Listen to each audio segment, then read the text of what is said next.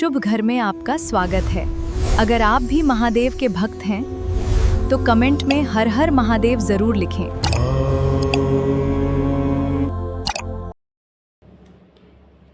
सावन में भूल कर भी ना करेंगे 7 गलतियां, भगवान शिव हो सकते हैं नाराज। ओम नमः शिवाय।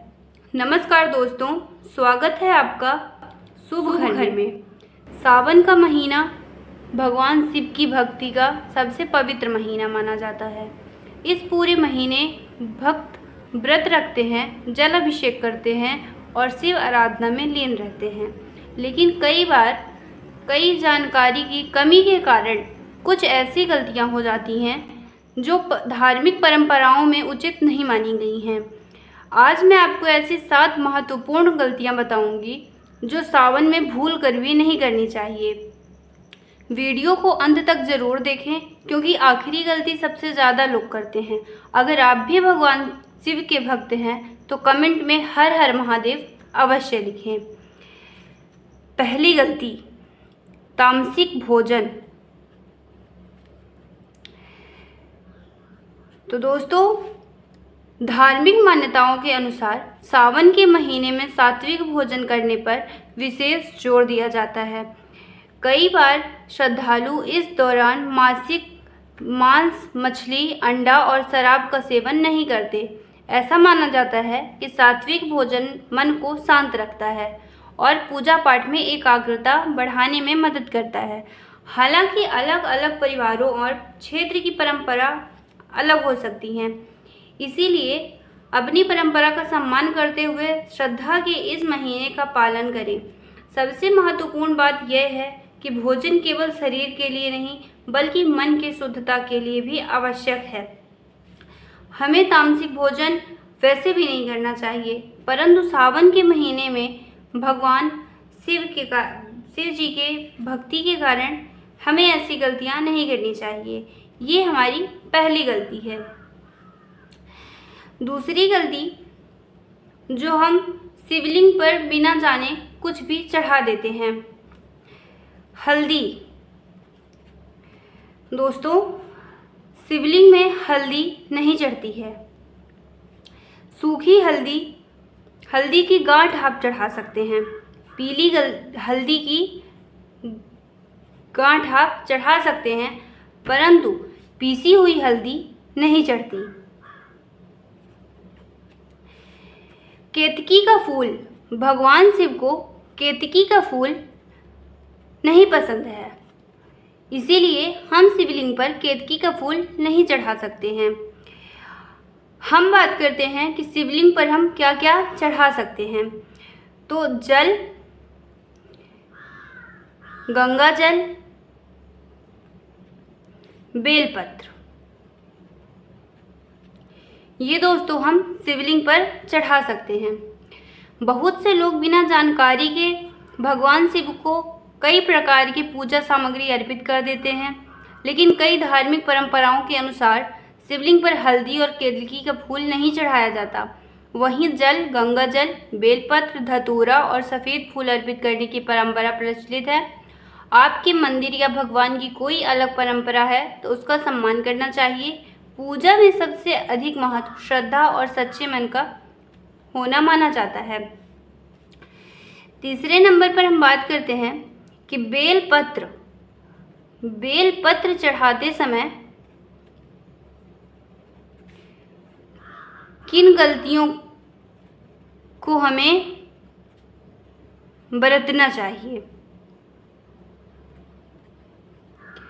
अगर आप भी सावन का सोमवार व्रत रखते हैं, उपवास करते हैं, तो ये आपको जानने की बेहद आवश्यकता है। भगवान शिव को बेलपत्र अत्यंत प्रिय माना जाता है, इसीलिए बेलपत्र चढ़ाते समय कुछ बातों का ध्यान रखना चाहिए। कोशिश करें कि बेलपत्र साफ और ताज़ा हो। बहुत अधिक सूखा, गंदा या कीड़ों से खराब पत्ता अर्पित करने से बचें। बेलपत्र की 3 पत्तियां और तीनों पत्तियां स्वच्छ हों। ध्यान रखें उनमें किसी प्रकार की छिद्र ना हो। यह अच्छा संकेत नहीं माना जाता है। धार्मिक परंपराओं के श्रद्धा और स्वच्छता दोनों को महत्वपूर्ण माना गया है। यदि बेलपत्र उपलब्ध ना हो, केवल जल अर्पित करके भी भगवान शिव की पूजा की जा सकती है। चौथे नंबर पर हम बात करते हैं क्रोध।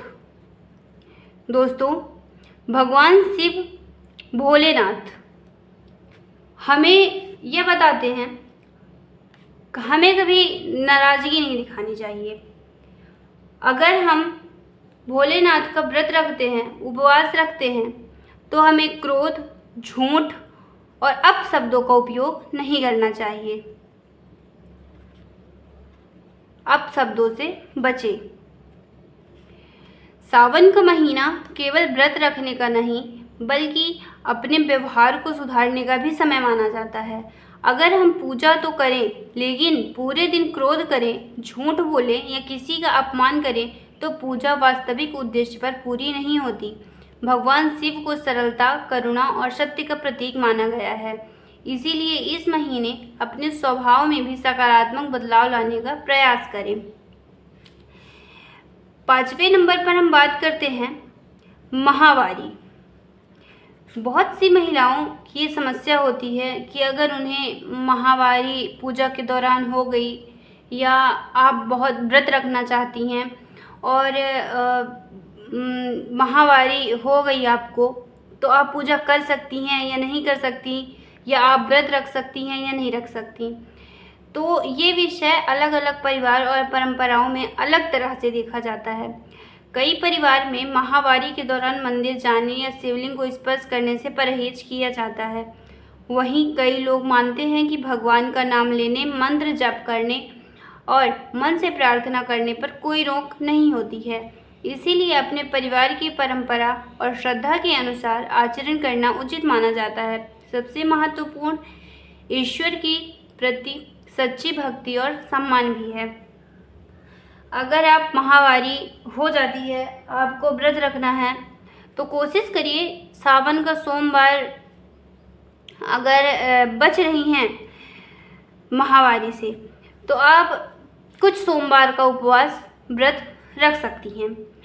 अगर बीच में आपको ऐसी कुछ समस्या देखने के लिए मिलती है, तो आप अपनी श्रद्धा के अनुसार, अगर आपके घर में ये चीज़ अलाउ हो कि आप पूजा कर सकती हैं, आप जा सकती हैं, तो बेशक जाइए। ये एक प्राकृतिक चीज़ें हैं, ये किसी मनुष्य द्वारा नहीं बनाया गया है। उसके बाद हम 6ठे नंबर पर बात करते हैं बिना स्नान पूजा। बिना स्नान पूजा। धार्मिक मान्यताओं के अनुसार पूजा से पहले स्नान करके स्वच्छ वस्त्र पहनना बहुत शुभ माना जाता है। इसका उद्देश्य केवल शरीर की सफाई नहीं, बल्कि मन भी पवित्रता और श्रद्धा का भाव लाता है। यदि किसी विशेष परिस्थिति में स्नान संभव ना हो, तो आप अपने मन को शांत करके, भगवान का स्मरण करके और गंगा जल की कुछ घूंट पीकर और अपने ऊपर गंगा जल की बूंदें छिड़क कर आप अपने आप को पवित्र कर सकती हैं। पर दोस्तों, शरीर से ज़्यादा मन का शुद्ध होना अत्यंत उचित माना जाता है। 7वें नंबर पर हम बात करते हैं कि किसी का दिल ना दुखाएं।